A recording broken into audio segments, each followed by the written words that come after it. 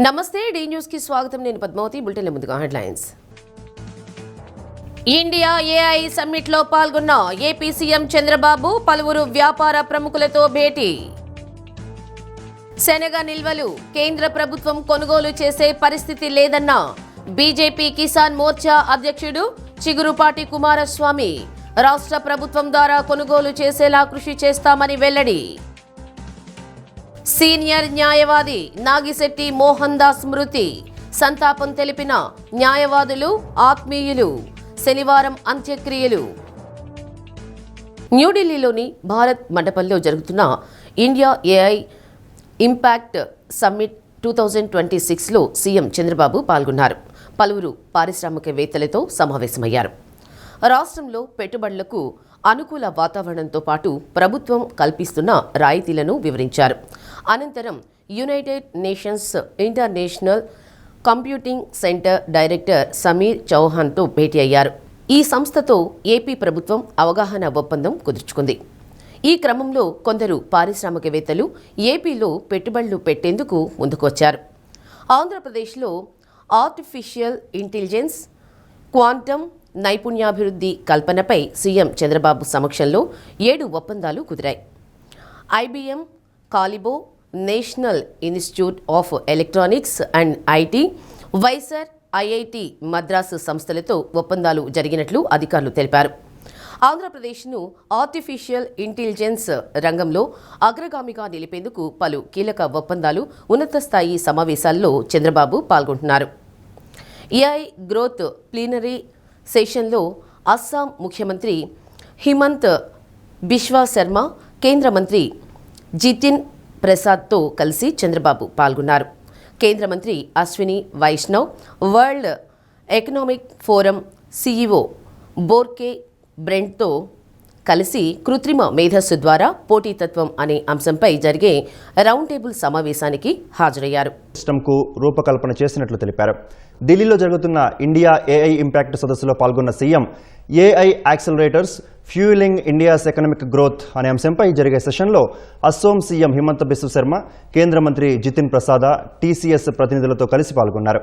DP technology రంగంలో మరింత ముందుకు వెళ్లడంపై ఏపీ దృష్టి సారిస్తోందన్నారు. ఆంధ్రప్రదేశ్లో space, drone, electronics, meditech park లాంటి ప్రత్యేక పారిశ్రామిక క్లస్టర్లు ఉన్నాయని వివరించారు.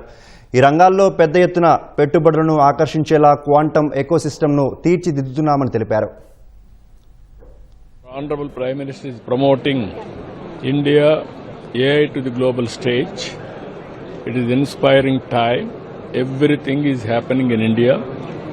India is going to provide global leadership on AI and related industry. Sir, you are also going to file a lot of MOUs on technology related to AI, sir? Not only AI, integrated data centers, AI, quantum, you name anything. Everything we are going in that direction. We are very happy. Things are happening positively. We are living in an inspiring time. Everybody has to work in that direction. అంతకుముందు రాష్ట్రంలో quantum AI నైపుణ్యాభివృద్ధి, మౌలిక వసతుల అభివృద్ధి కల్పించే దిశగా రాష్ట్ర ప్రభుత్వం వివిధ సంస్థలతో 7 ఒప్పందాలు చేసుకుంది. క్వాంటమ్ ఏఐలో సెంటర్ ఆఫ్ ఎక్సలెన్స్ ఏర్పాటుకు యుఎన్ఐఐసిసితో ఒక ఎంఓయూ కుదుర్చుకుంది.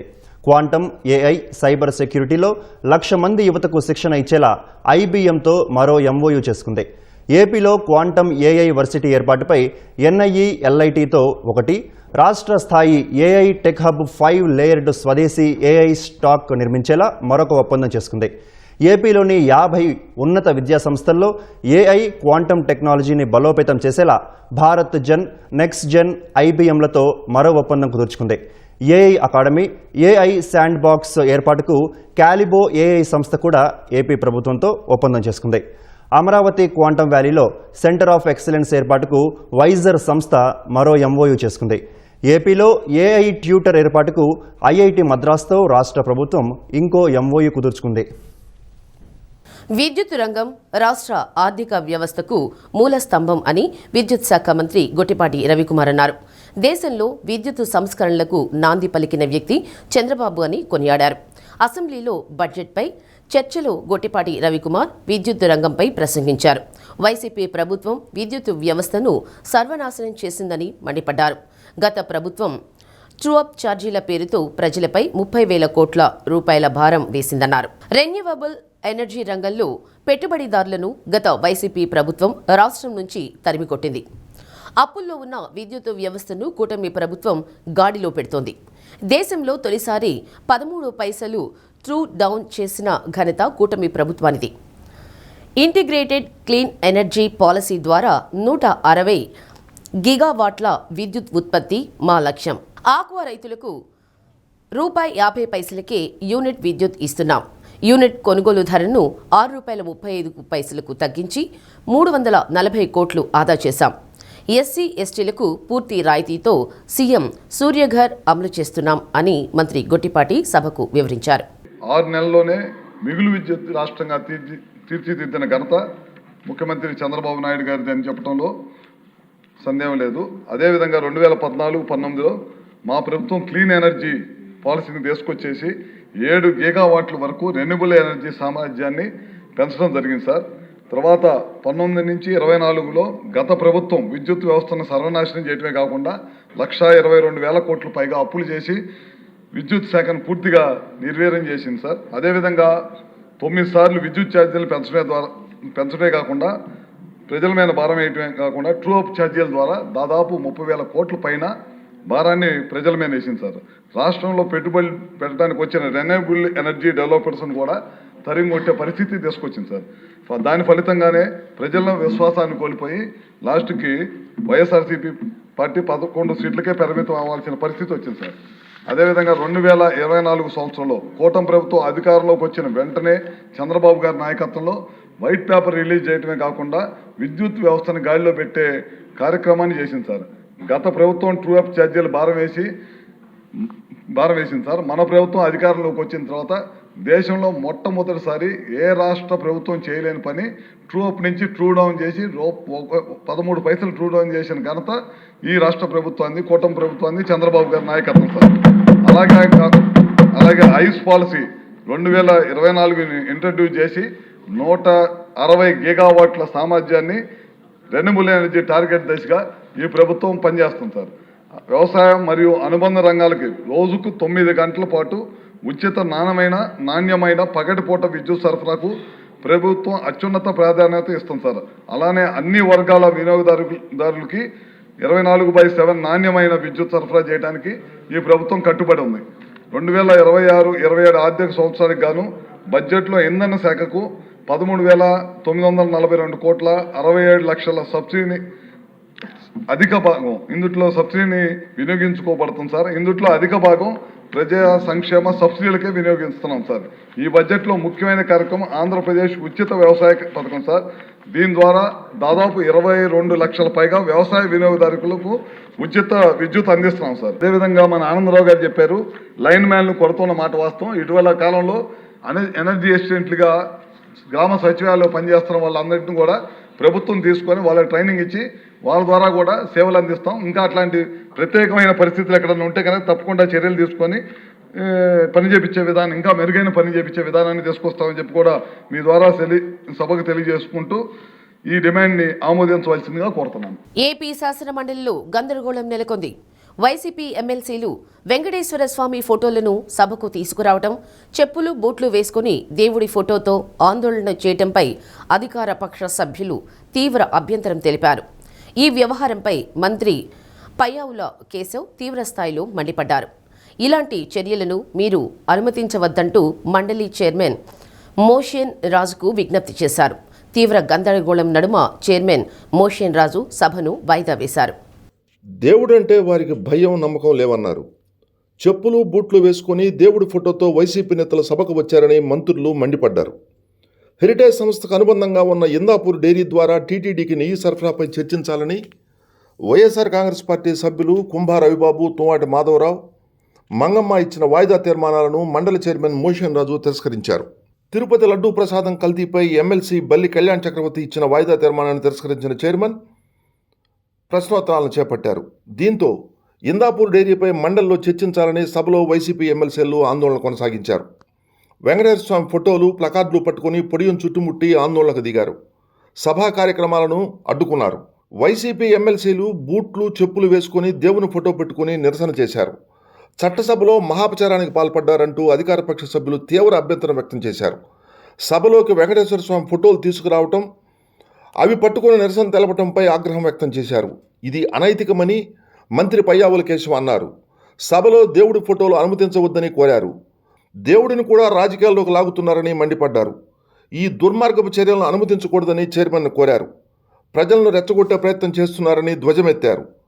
దుర్మార్గమైన ఈ చర్యలను ఎట్టి పరిస్థితుల్లో అనుమతించవద్దని స్పీకర్కి విజ్ఞప్తి చేశారు. Sir, before anything happens in this house, these are the objectionable materials which cannot be permitted. This cannot be permitted, sir. They should be, sir, Chairman, sir. The Venkateswara Swami photos పెట్టుకుని the way they are behaving, బుద్ధుందా sir వీళ్ళకి?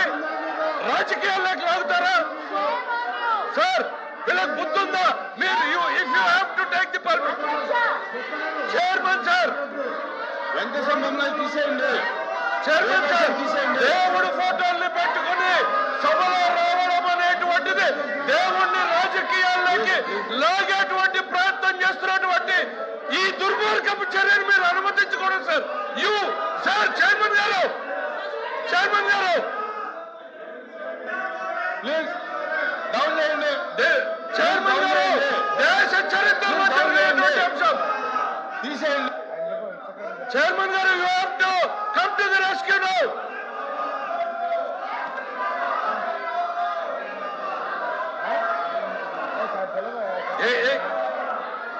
Chairman garu, sir, Chairman sir, దేవుడు అంటే నమ్మకం లేదు, దేవుడు అంటే గౌరవం లేదు, దేవుడు అంటే భయం లేదు. కేవలం నాయకుడు చెప్పినట్టు నడుచుకున్నటువంటి ఈ ప్రక్రియలో వెంకటేశ్వర స్వామి ఫోటోల్ని ఈ రకంగా సభలో తీసుకురావడం, ఇది హిందూ ధర్మాన్ని, హిందూ జాతి నమ్మకాన్ని, ఇది ప్రజల్ని ఈ రకమైనటువంటి చర్యల ద్వారా రెచ్చగొట్టేటువంటి ప్రయత్నం చేస్తూ ఉంది. దుర్మార్గమైనటువంటి చర్య సార్. మీరు దయచేసి దీన్ని అనుమతించొద్దు. దీన్ని నిర్దాక్షిణ్యంగా ఇట్ ఈస్ యువర్ రెస్పాన్సిబిలిటీ. ఈ ప్లే కార్డులు కానీ ఈ దేవుడి బొమ్మలు కానీ చేయని అనుమతి లేదు. Please the house is exempt for 10 minutes. నిత్యం రాజకీయాలు, ప్రభుత్వ కార్యక్రమాలు, నియోజకవర్గ సమస్యలతో క్షణం తీరిక లేకుండా గడిపే ప్రజా ప్రతినిధులను మంత్రి నారా లోకేష్ ఓ 3 గంటల పాటు ఇవేమీ సంబంధం లేకుండా సహచర ప్రజా ప్రతినిధులకు ఆహ్లాదాన్ని పంచారు. మంత్రి నారా లోకేష్ ఉండవల్లి నివాసంలో ఇచ్చిన విందుకు ఒంగోలు, బాపట్ల పార్లమెంట్ కూటమి ప్రజా ప్రతినిధులు కుటుంబ సభ్యులతో హాజరయ్యారు. వీరికి లోకేష్ ఆత్మీయ స్వాగతం పలికారు. No politics, no assembly discussions. సరదా సంభాషణలు, సెటైరికల్ మూమెంట్స్ మరియు ఫుల్ జోష్తో విందు కొనసాగింది. నేతలు ఒకరికొకరు బాగా పరిచయం ఉన్నా కుటుంబ సభ్యుల మధ్య అంతగా పరిచయం ఉండదు. ఈ ఆత్మీయ కలయిక నేతల కుటుంబ సభ్యులను కలిపింది. మహిళలు, పిల్లలు చక్కగా కలిసిమెలిసి ఎంజాయ్ చేశారు. వివిధ సమస్యలు, అభివృద్ధి పనుల కోసం ప్రజాప్రతినిధులు ఇచ్చిన గ్రీవెన్స్ స్టేటస్ రిపోర్ట్ను లోకేష్ వారికి అందజేశారు. స్వయంగా లోకేష్ ప్రతి ఒక్కరికి దగ్గరుండి భోజనాన్ని వడ్డించారు. విందు అనంతరం ఆడపడుచులకు మా ఇంటి గౌరవం అంటూ మంగళగిరి పట్టుచీరలు అందించారు. ఒంగోలు ఎంపీ పాంగుంట శ్రీనివాసులరెడ్డి, బాపట్ల ఎంపీ తెన్నేటి కృష్ణప్రసాద్, మంత్రి డాక్టర్ డోలా శ్రీ బాలవీరాంజనేయ స్వామి, అనగాని సత్యప్రసాద్, శాసనసభ్యులు దామచల జనార్దన్, బిఎన్ విజయకుమార్, కందుల నారాయణ రెడ్డి, ముత్తుముల అశోక్ రెడ్డి, డాక్టర్ ముక్కు ఉగ్గ నరసింహారెడ్డి, ఇంటూరు నాగేశ్వరరావు, నక్కా ఆనందబాబు, ఏలూరు సాంబశివరావు, ఎంఎం కొండయ్య, వేగ్నేశ నరేంద్రవర్మరాజు తదితరులు పాల్గొన్నారు.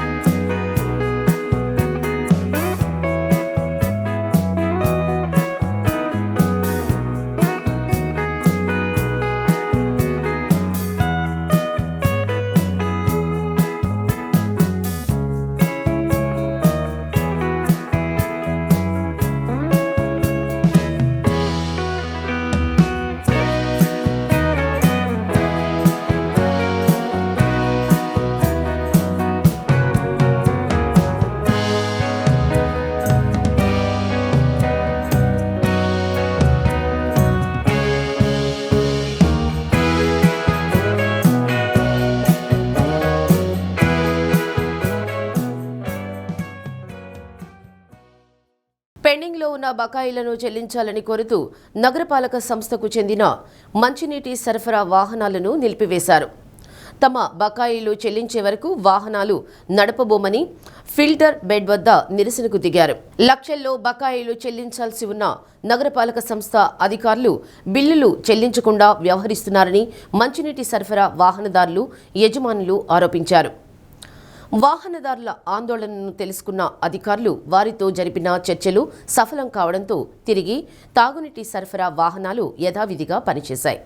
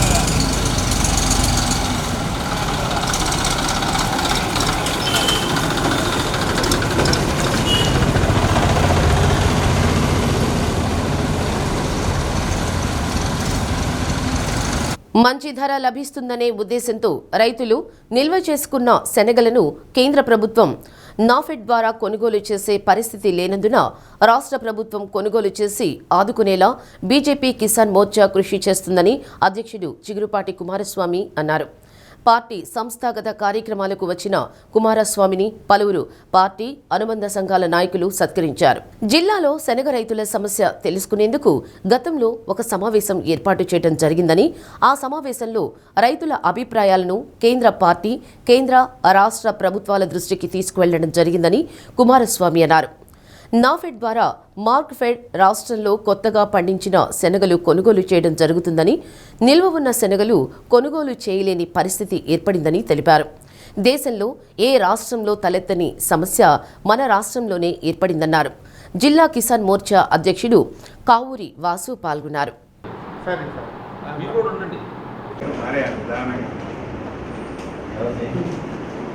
ఈ జిల్లాలో ముఖ్యంగా రైతాంగ సమస్యలకు సంబంధించి శనగ రైతులు పడుతున్న ఇబ్బందులు గతసారి నేను వచ్చినప్పుడు ఇక్కడ శనగ రైతులు గిట్టుబాటు ధర లేదనే విషయం మీద పెద్ద ఎత్తున రైతులు రావటం మాట్లాడటం జరిగింది. దాంట్లో భాగంగానే ఇది కేంద్రం పార్టీ దృష్టిలో తీసుకెళ్ళి ప్రభుత్వం దృష్టికి తీసుకెళ్ళడము, అట్లాగే రాష్ట్ర ప్రభుత్వం దృష్టికి తీసుకెళ్ళడం జరుగుతూ ఉంది. దీని వాస్తవంగా ఇవాళ ఉండే రేట్లో ఇప్పుడు మాఫెడ్, నాఫెడ్ ఈ రెండు డిపార్ట్మెంట్తో మాట్లాడినప్పుడు ఇవాళ కొనుగోలుకు సంబంధించింది స్టార్ట్ అయిపోయింది. మాఫెడ్ రాష్ట్ర ప్రభుత్వం నుంచి లెటర్ రాయటము, కేంద్ర ప్రభుత్వం ఎమ్మటే దీనికి విల్లింగ్ ఇవ్వటం జరిగింది. దీన్ని 2-3 రోజుల్లోంచి కొనటం జరుగుతుంది. అయితే ఏంటంటే ప్రధానంగా ఉన్న సమస్య ఈ రైతాంగ సమస్య. ఇక్కడ కొనుగోలు ఇవాళ వచ్చిన పంటని కొనే పరిస్థితి ఉంది తప్పితే ఏదైతే నిల్వ ఉందో కోల్డ్ స్టోరేజ్లో పంట నిల్వ ఉందో ఆ నిల్వ ఉన్న పంటని కొనలేని పరిస్థితి ఉంది. కేంద్రం నుంచి కూడా దీని మీద ప్రత్యేకంగా ఆలోచన చేయడం కోసం ఒక లెటర్ రాయటం జరిగింది. ఎందుకంటే లక్షల టన్నులు గతంలో పంట పెరుగుతుంది, రేటు పెరుగుతుంది అనే ఆలోచనతో దీన్ని దాయటం జరిగింది. ఇవాళ ప్రజెంట్గా పండిన పంటనే కొనుగోలుకి సిద్ధంగా ఉంది తప్పితే మాఫెడ్ ద్వారా నాఫెడ్ కొంటా ఉంది, సెంట్రల్ గవర్నమెంట్ కొంటది. అది అందుకోసమే రాష్ట్ర ప్రభుత్వం దృష్టికి తీసుకెళ్లి దీన్ని ఏ రకంగా ఇది కొనుగోలు చేసి రాష్ట్ర ప్రభుత్వం రైతుల తరఫున నిలబడటం కోసం భారతీయ జనతా కిసాన్ మోర్చా ప్రయత్నం చేస్తుంది. ఏదైతే ఈ 5-6 జిల్లాల్లో ఉండే శనగ పంట పండటం వల్ల దీనికి గిట్టుబాటు ధర లేదని చెప్పనేది ఉంది. ప్లస్ దీంట్లో బ్రోకర్ వ్యవస్థ ఉండటం వల్ల దీన్ని కూడా అరికట్టాలని మేము ప్రభుత్వాన్ని కోరుతున్నాం.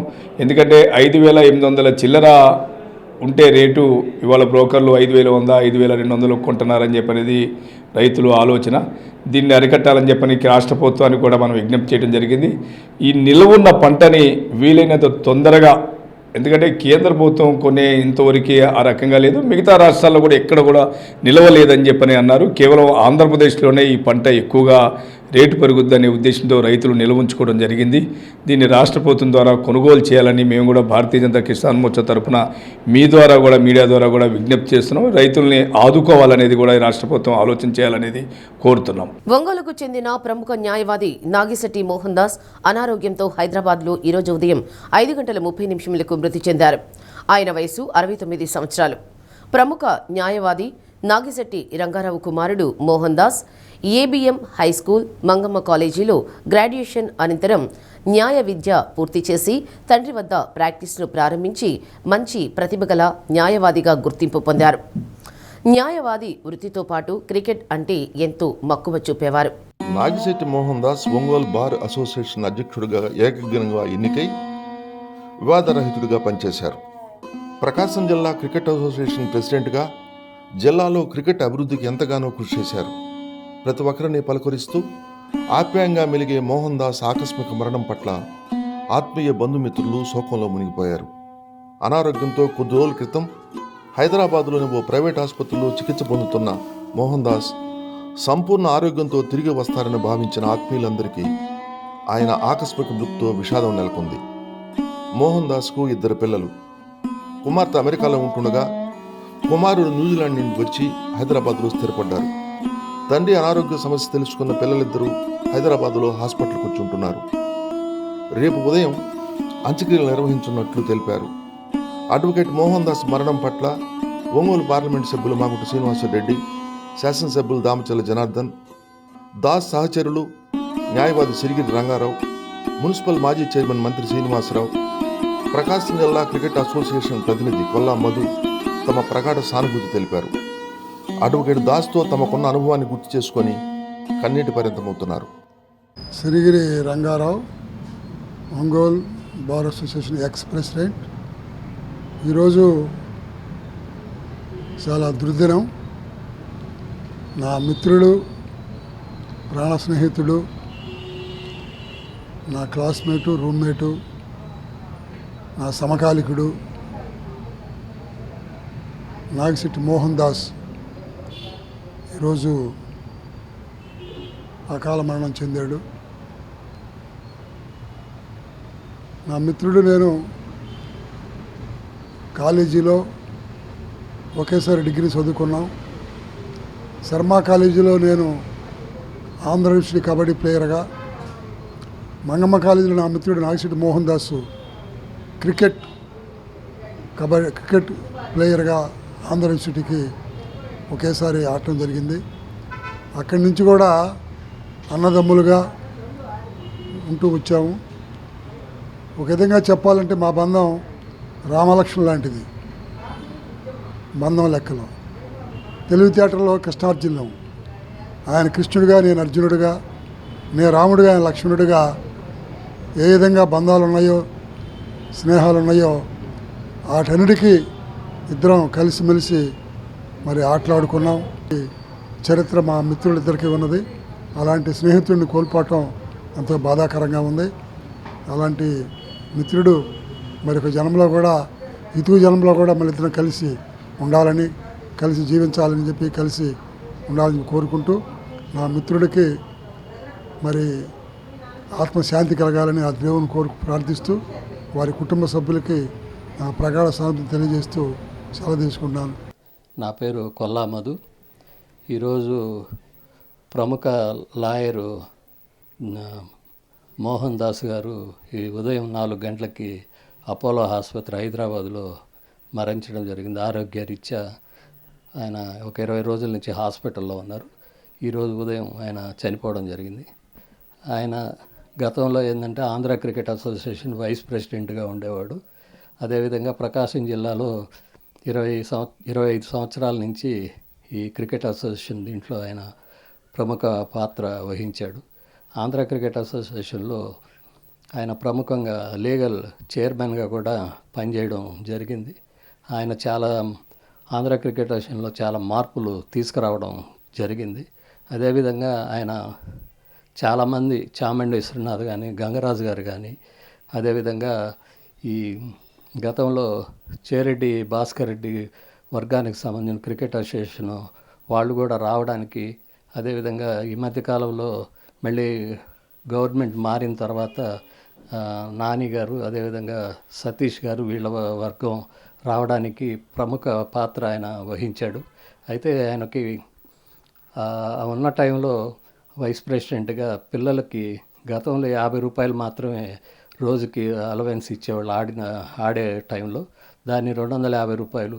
అదేవిధంగా ఆంధ్రప్రదేశ్లో క్రీడా మైదానాలు చాలా తక్కువగా ఉండేది, 2-3 ఉండేవి. అట్లాంటి చాలా గ్రౌండ్లు ఆయన క్రికెట్ చైర్మన్గా కూడా, రాష్ట్ర చైర్మన్గా కూడా, ఇన్ఫ్రాస్ట్రక్చర్ దానికి గ్రౌండ్స్ మ్యాన్ దీని చైర్మన్గా కూడా పనిచేయడం, చాలా గ్రౌండ్లు రావడానికి ఆయన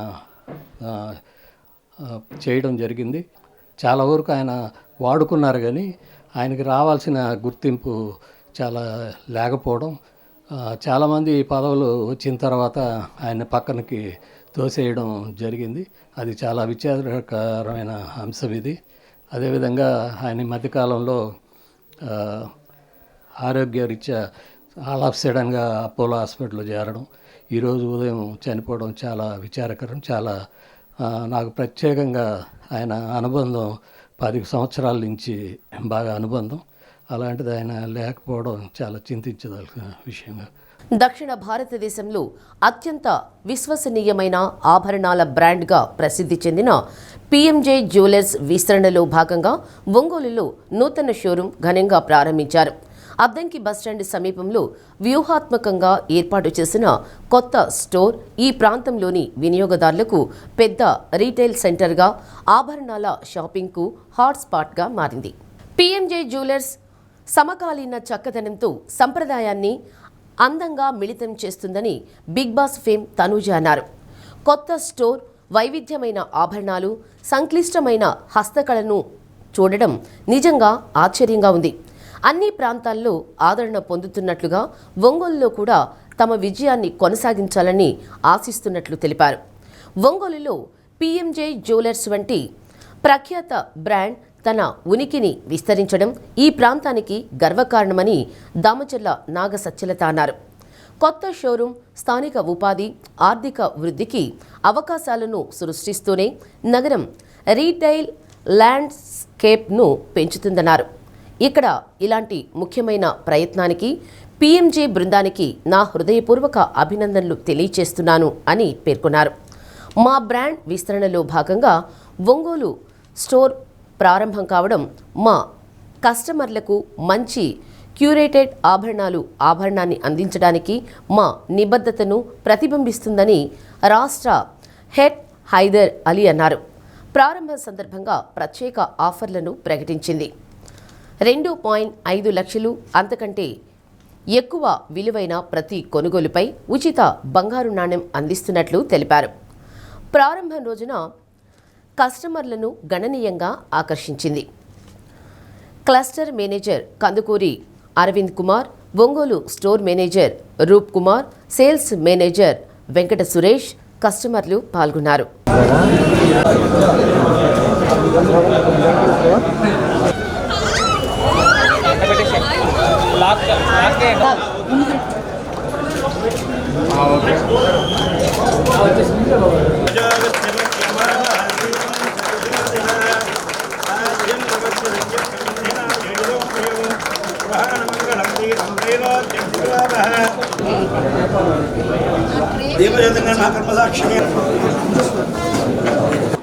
ఓకే సార్.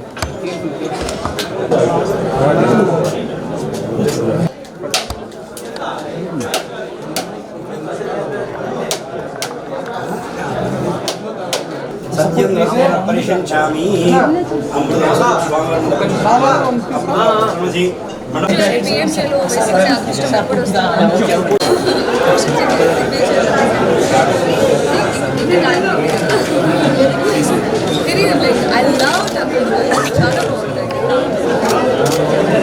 మీ ఫినిషింగ్ చాలా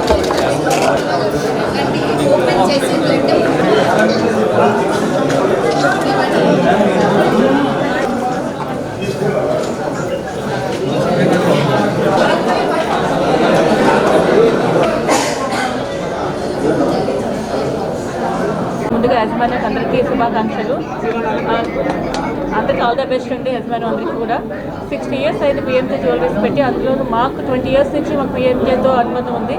ఆల్మోస్ట్ హైదరాబాద్ మేము 20 years నుంచి ఇక్కడ పర్చేస్ చేస్తున్నాం. పిఎంజేలో చాలా యూనిక్ డిజైన్స్, కలెక్షన్స్ అంటే చాలా బాగుంటాయి. అంతా కూడా చాలా మంచి కలెక్షన్. మనం ఒక డిజైన్ అడిగాము, దాంట్లో మనకు ఆల్మోస్ట్ ఒకే డిజైన్లో ఏదైనా ఒక కొందన్స్ అడిగామంటే కొందన్స్లో ఒక 100 sets, ఇంకా డైమండ్లో అంటే ఏదైనా 100 sets అలా చాలా బాగా మనకి వెళ్ళిన తర్వాత చూపిస్తాం. కానీ అక్కడ స్టాఫ్ కూడా చాలా ఫ్రెండ్లీగా అంతా బాగుంటారు. అంతా కూడా ఎప్పుడు కూడాను మన ఇంట్లో ఓన్ మెంబర్స్ ఏదో వస్తే ఎలా రిసీవ్ చేసుకున్నారో అలా రిసీవ్ చేసుకుంటూ అంతా కూడా చాలా బాగుంటుంది. యూఎస్లో కూడా కొత్త బ్రాంచెస్ పెడదాం అనుకుంటున్నారు. అంతా కూడా ఆల్ ద బెస్ట్ పిఎంజే యజమాని అందరికీ కూడా. And as you all know, like PMJ 60 years of legacy జరుపుకుంటుంది.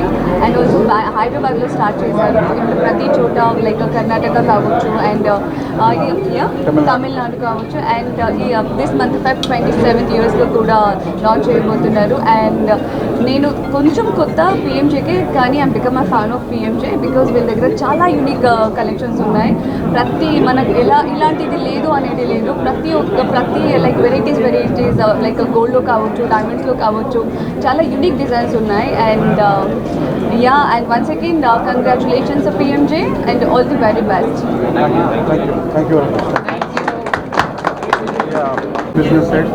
So are here in Ungul because of your love, because of your support. We have expanded the bigger store. We are here in Ungul for last 12 years actually.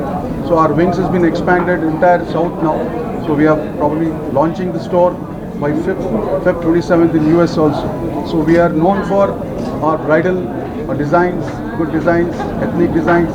We are specialized for diamond jewelry, studded jewelry, polki jewelry, and all these things will be covered. So thank you very much for all your support coming in here and giving a blessing for us. Definitely we are here to support you. We are here to service you people and good hospitality. Thank you very much. Thanks very much. కార్యకర్త స్థాయి నుంచి party నిర్మాణం జరగాలనే ఉద్దేశంతో పాటు party సిద్ధాంతాలపై గ్రామస్థాయి కార్యకర్త వరకు అవగాహన కల్పించాలనే ఉద్దేశంతో పండిట్ దీన దయాళ్ ఉపాధ్యాయ ప్రశిక్షణ మహాభియాన్ కార్యక్రమాన్ని చేపడుతున్నట్లు రాష్ట్ర కిసాన్ మోర్చా అధ్యక్షులు చిగురుపాటి కుమారస్వామి అన్నారు. పండిట్ దీన దయాళ్ ఉపాధ్యాయ తెలుగు తల్లి చిత్రపటాలకు పుష్పాంజలి ఘటించి కార్యక్రమాన్ని ప్రారంభించారు. ఇందిరా ప్రియదర్శినిల కళాశాలలో పండిట్ దీన దయాళ్ ఉపాధ్యాయ ప్రశిక్షణ మహాభియాన్ 2026 కార్యక్రమం ప్రారంభమైంది. బీజేపీ నూతన జాతీయ అధ్యక్షుల నియామకం తరువాత శిక్షణా కార్యక్రమాలు వేగవంతంగా జరుగుతున్నాయని కుమారస్వామి తెలిపారు. రాష్ట్రంలోని అన్ని మండలాలలో మార్చి 6 నుంచి ఏప్రిల్ 14 వరకు శిక్షణా కార్యక్రమాలు నిర్వహిస్తున్నట్లు తెలిపారు. బీజేపీ పరంపరలో భాగంగా కొత్త కార్యకర్తలకు బీజేపీ సిద్ధాంతాలు తెలియచేయటం, పాత కార్యకర్తలకు రాబోయే రోజుల్లో వచ్చే మార్పులు తెలియచేయటం ఈ శిక్షణలో ప్రధాన ఉద్దేశమన్నారు.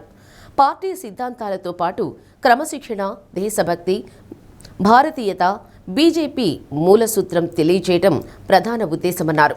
కార్యక్రమంలో జిల్లా అధ్యక్షులు సెగ్గం శ్రీనివాసరావు, శిక్షణ కార్యక్రమాల రాష్ట్ర కన్వీనర్ జేడి నారాయణ, అధికార ప్రతినిధి రామచంద్రారెడ్డి, విభాగాల అధ్యక్ష ప్రధాన కార్యదర్శులు, జిల్లా రాష్ట్ర కార్యవర్గ సభ్యులు, వివిధ మండలాల నాయకులు పాల్గొన్నారు.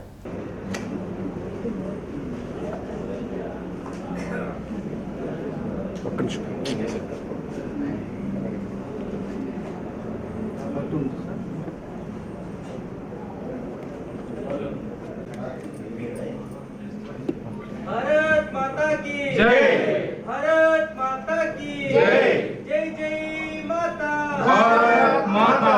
जय जय माता। भारत माता। जय श्री राम। जय श्री राम। जय श्री राम। जय श्री राम।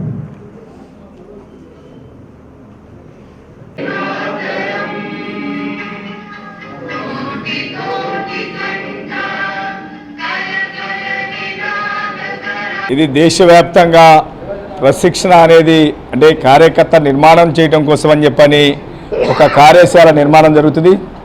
ఇంతకుముందు జిల్లా స్థాయిలో రాష్ట్ర స్థాయిలో జరిగేది. ఇవాళ జాతీయ అధ్యక్షులు మారాక కింద నుంచి గ్రౌండ్ నుంచి ప్రతి కార్యకర్త నిర్మాణం జరగాలనే ఉద్దేశంతో దేశవ్యాప్తంగా ఉండే అన్ని మండలాల్లో వేలాది మండలాల్లో ప్రశిక్షణ కార్యక్రమం జరుగుతుంది. అట్లాగే ఆంధ్రప్రదేశ్లో కూడా అన్ని మండలాల్లో కూడా ఈ కార్యశాల ఇవాళ ప్రిపరేషన్ మీటింగ్ ఇవాళ జిల్లా స్థాయిలో ప్రిపరేషన్ చేసుకొని అన్ని మండలాల్లో వచ్చే నెల 6వ తారీఖు నుంచి ఏప్రిల్ 14వ తారీఖు లోపు ఈ రాష్ట్రంలో అన్ని మండలాల్లో కూడా ఈ ప్రశిక్షణ తయారు చేస్తుంది. ఇది భారతీయ జనతా పార్టీలో ఉండే పరంపరగా కొనసాగేది. ఇది వాళ్ళ కొత్తగా జరిగేది కాదు. కొత్త కార్యకర్తలకి పాత కార్యకర్తలకి కొత్త కార్యకర్తలకి భారతీయ జనతా పార్టీ సిద్ధాంతాలు తెలియజేయడం, పాత కార్యకర్తలకి రాబో కాలంలో జరుగుతున్న కార్యక్రమాలు ఈ పరంపర ఏ రకంగా ఉంటుందనే విషయం కొత్త విషయాలు తెలుసుకొని పార్టీ కార్యకర్త క్రమశిక్షణ డిసిప్లిన్ దేశభక్తి ఏదైతే భారతీయ జనతా పార్టీ మూల సిద్ధాంతం ఏదైతే ఉంటుందో ఆ సిద్ధాంతాన్ని ప్రజల్లోకి తీసుకెళ్లడం కోసం కార్యకర్త నిర్మాణం చేసే భాగంలో పాత్ర మాత్రమే ఇది. ఈ యొక్క ప్రశిక్షణ అనేది మనకి 1965లో పండిత్ దీన్ దయాళ్ ఉపాధ్యాయ గారు మొట్టమొదట ప్రారంభించడం జరిగింది. ఆ తర్వాత క్రమేపీ ప్రతి స్థాయిలో కూడా మండల స్థాయికి కూడా తీసుకెళ్ళాలి. దీని యొక్క ముఖ్య ఉద్దేశము ఏంటంటే మండలంలో ఉన్నటువంటి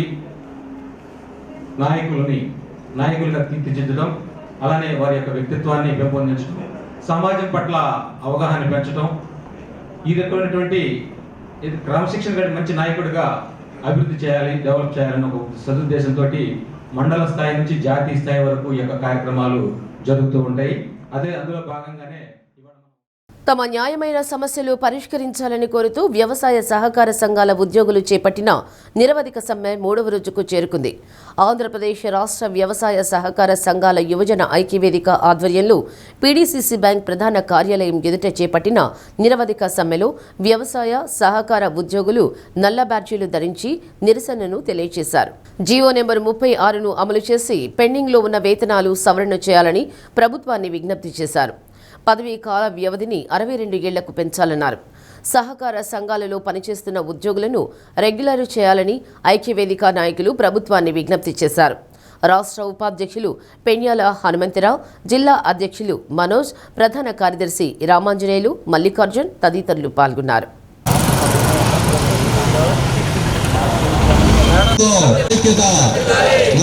సహకార సంఘ ఉద్యోగుల ఐక్యత మా కోరికలు పోరాటం, న్యాయమైన మా కోరికలు తీర్చే వరకు ఈ పోరాటం వదిలాలి. జీవో నెంబర్ 36 వెంటనే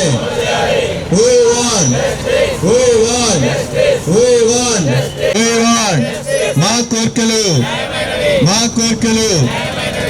ఈ పోరాటం, న్యాయమైన మా కోరికలు తీర్చే వరకు ఈ పోరాటం.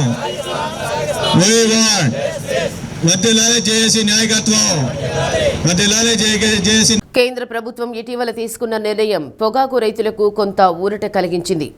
అన్బ్రాండెడ్ ముడి పొగాకు ఉత్పత్తులపై ఎక్సైజ్ సుంకాన్ని 0కు తగ్గించింది. ఈ నిర్ణయంతో రాష్ట్రంలోని పొగాకు రైతులు, వ్యాపారులకు గణనీయమైన ప్రయోజనాలు చేకూర్చనుందనేది ప్రభుత్వ భావన. ఈ నిర్ణయాన్ని సీఎం చంద్రబాబు స్వాగతించారు.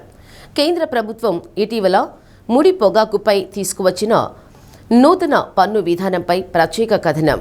కేంద్ర ఆర్థిక మంత్రిత్వ శాఖ ఫిబ్రవరి 1, 2026 తేదీన జారీ చేసిన గజెట్ నోటిఫికేషన్ ద్వారా ముడి పొగాకు బ్రాండెడ్ ఉత్పత్తుల అమ్మకాలలో మార్పులు అమల్లోకి వచ్చాయి. హెచ్ఎస్ కోడ్ 2401 కింద వచ్చే అన్బ్రాండెడ్ రిటైల్ విక్రయాలకు ప్యాక్ చేయని ముడి పొగాకు ఉత్పత్తులపై ఎక్సైజ్ సుంకం 0%గా నిర్ణయించబడింది. రైతులు సంచులలో బల్క్గా విక్రయించే పొగాకు ఈ పరిధిలోకి వస్తుంది. అయితే బ్రాండెడ్ ప్యాకెట్లు, చిన్న ప్యాకెట్లలో రిటైల్ విక్రయాలకు ప్యాక్ చేసిన ఉత్పత్తులపై 18% ఎక్సైజ్ సుంకం కొనసాగుతుంది. ఈ విధానం ద్వారా పన్ను ఎగవేతను అరికట్టి వాణిజ్యాన్ని సుగమం చేయాలనేది కేంద్ర లక్ష్యం. గతంలో అన్బ్రాండెడ్ బల్క్ పొగాకు క్రయ విక్రయాలలో స్పష్టమైన వర్గీకరణ లేకపోవడంతో చట్టపరమైన ఇబ్బందులు తలెత్తేవి.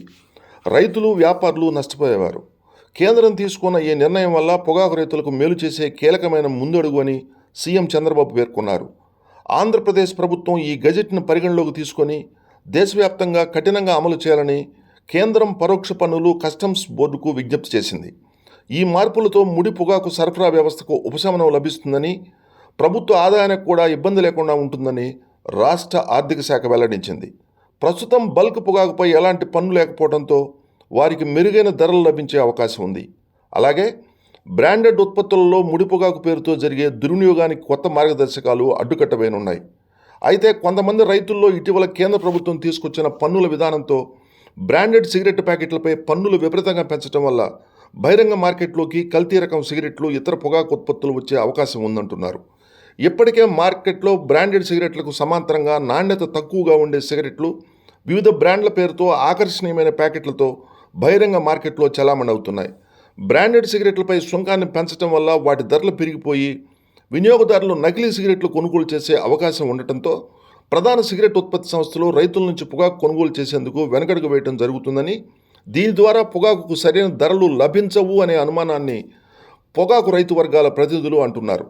ఇటీవల డిసెంబర్ 31, 2025 తేదీన కేంద్ర ప్రభుత్వం ఒక జీవో విడుదల చేయడం జరిగింది. దాని సారాంశం ఏంటంటే అన్మ్యానుఫ్యాక్చర్డ్ టొబాకో అంటే సిగరెట్లుగా మారకముందు, ఇతర ప్రోడక్ట్స్గా మారకముందు పొగాకు మీద 18% ఎక్సైజ్ డ్యూటీ విధించడం ఒకటి. రెండోది తయారు చేసిన సిగరెట్ల పైన 40% జీఎస్టీతో పాటు ఇతర సుంకాలు కూడా ఎక్కువగా పెంచడం జరిగింది. ఈ విషయమై మేము మన ఒంగోలు పార్లమెంట్ సభ్యులు శ్రీ మాగుంట శ్రీనివాసులరెడ్డి గారి సహకారం కోరగా వారు ఫైనాన్స్ మినిస్టర్ తోటి, అదేవిధంగా ప్రైమ్ మినిస్టర్ గారికి కూడా లేఖలు రాయడం జరిగింది. ఫైనాన్స్ మినిస్టర్ గారితో మాట్లాడటం కూడా జరిగింది. ఈ సందర్భంగా మొట్టమొదట 18% ఎక్సైజ్ డ్యూటీ అనేది ప్రభుత్వం తీసివేయడం జరిగింది. దానికి మేము శ్రీ మాగుంట శ్రీనివాసులరెడ్డి గారికి వారి సహకారం అందించినందుకు కృతజ్ఞతలు తెలియజేయడానికి రైతులందరం వారి ఆఫీస్కి ఈరోజు వచ్చి వారికి కృతజ్ఞతలు తెలియజేయడం జరిగింది. ముడి పొగాకుపై కేంద్ర ప్రభుత్వం విధించిన సుంకాలను తగ్గించడంలో ప్రధాన భూమిక పోషించిన ఒంగోలు పార్లమెంటు సభ్యులు మాగుంట శ్రీనివాసులరెడ్డిని ఇటీవల రైతు సంఘాల ప్రతినిధులు కలిసి కృతజ్ఞతలు తెలిపారు. కేంద్ర ప్రభుత్వం ముడి పొగాకుపై పన్నుల భారం తగ్గించినట్లే సిగరెట్లపై విధించిన సుంకాలను తగ్గిస్తేనే రైతులకు మేలు జరుగుతుందని రైతు ప్రతినిధులు ఎంపీ మాగుంటకు వివరించారు. సిగరెట్లపై 40% పన్ను విధించడం వల్ల బహిరంగ మార్కెట్లోకి నకిలీ బ్రాండ్ సిగరెట్లు వచ్చి కంపెనీలు రైతుల నుండి పొగాకు కొనుగోలుకు వెనుకడుగు వేసే అవకాశం ఉందని, అందువల్ల సిగరెట్లపై పన్ను భారాలను కూడా తగ్గించేలా కృషి చేయాలని కోరారు.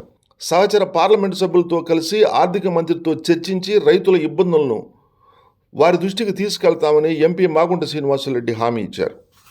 నా పేరు కొత్తపల్లి వెంకటేశ్వర్లు అండి, టంగుటూరు పొగాకు వేలం కేంద్రం.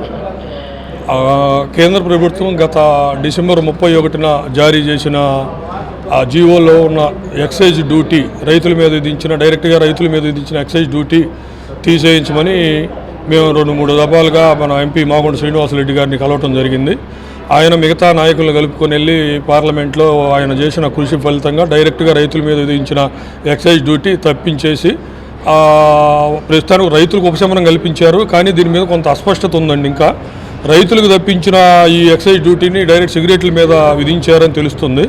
సిగరెట్ల మీద విధించిన సిగరెట్ తయారీదారులు ఆ భారాన్ని మళ్ళీ తిరిగి మా రైతుల మీదే మోపి మార్కెట్ సంక్షోభం అయ్యే పరిస్థితి ఉంది. దీని మీద కూడా ఎంపీ గారికి విన్నవించామండి.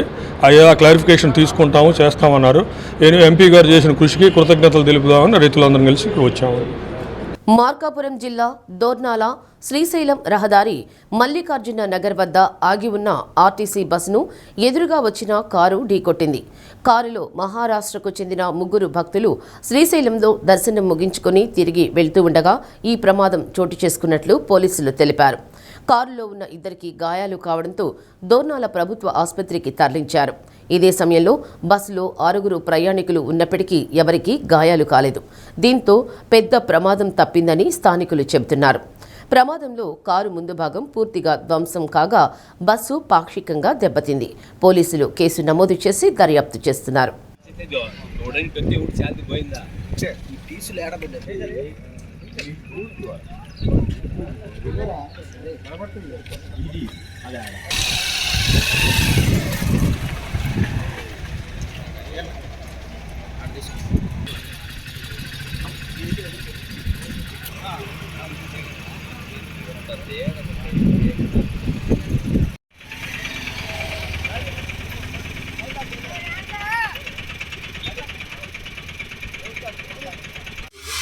आपका नाम क्या है? पवन। सीधा करो।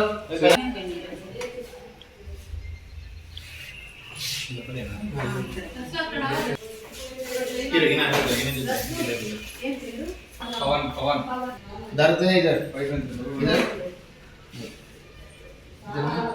ट्रीटमेंट हाथ ऐसे करो और हाथ ऐसे करो ठीक है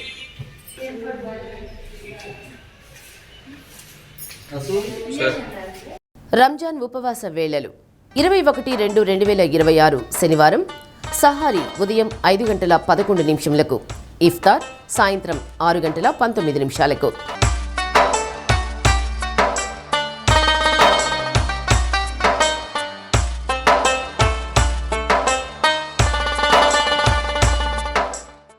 బులెటిన్ ముగించే ముందు హెడ్లైన్స్. ఇండియా ఏఐ సమ్మిట్లో పాల్గొన్న ఏపీ సీఎం చంద్రబాబు పలువురు వ్యాపార ప్రముఖులతో భేటీ. శనగ నిల్వలు కేంద్ర ప్రభుత్వం కొనుగోలు చేసే పరిస్థితి లేదన్న బీజేపీ కిసాన్ మోర్చా అధ్యక్షుడు చిగురుపాటి కుమారస్వామి. రాష్ట్ర ప్రభుత్వం ద్వారా కొనుగోలు చేసేలా కృషి చేస్తామని వెల్లడి. సీనియర్ న్యాయవాది నాగిశెట్టి మోహన్ దాస్ మృతి. సంతాపం తెలిపిన న్యాయవాదులు, ఆత్మీయులు. శనివారం అంత్యక్రియలు. డి న్యూస్లో నేటి మాట. ప్రతిరోజు పడుకునే ముందు బాధలు గుర్తు చేసుకోవటం, ఉదయం లేచిన తర్వాత బాధ్యతలు గుర్తు తెచ్చుకోవటం, ఈ రెండింటి మధ్య సాగిపోయేదే సగటు మనిషి జీవితం. డి న్యూస్ ఇంతటితో సమాప్తం. ఇవి బులెటిన్ విశేషాలు.